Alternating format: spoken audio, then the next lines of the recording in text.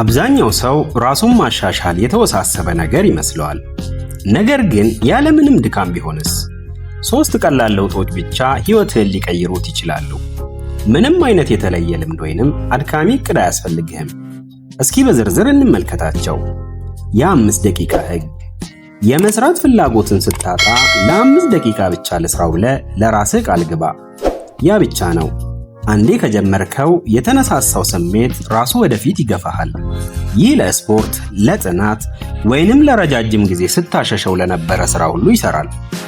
የ1 ገጽ ሕግ።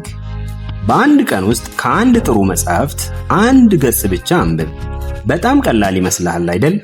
ነገር ግን በጊዜ ሂደት እነዚያ ገጾች ወደ ምዕራፎች፣ ከዛም ወደ መጻሕፍት፣ በመጨረሻም የአስተሳሰብ መንገድህን ወደሚቀይሩ ዕውቀቶች ይለወጣሉ።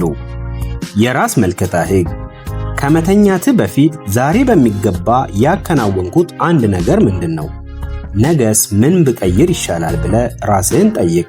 ትናንሽ የዕለት ተዕለት ለውጦች ወደ ታላላቅ ሽግግሮች ያመራሉ። ይሄው ነው የ5 ደቂቃ ተግባር፣ የአንዲት ገጽ ንባብና ጥቂት የራስ ምልከታ ደቂቃዎች።